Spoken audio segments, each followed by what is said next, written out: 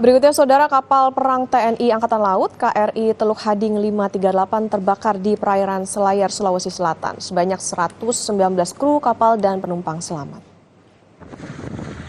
Kebakaran, guys, Angkatan Laut 538. Kebakaran, habis kapal mesin. Semoga awaknya... Dari video amatir, kebakaran KRI Teluk Hading 538 terjadi dari bagian belakang kapal. Penyebab kebakaran masih dalam penyelidikan pihak TNI.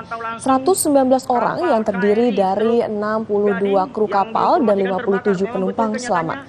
Mereka akan dibawa ke kota Makassar, sementara KRI Teluk Hading ditarik menuju daratan terdekat. Mendekati kapal KRI Teluk Hading. Sekian laporan dari kami. Kebakaran, guys, Angkatan Laut 538.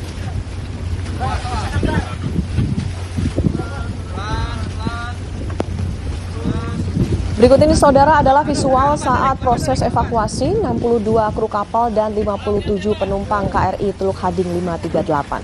Kru dan penumpang dibantu keluar dari kapal menggunakan perahu karet. Tim penyelamat juga mendapat bantuan dari perahu nelayan.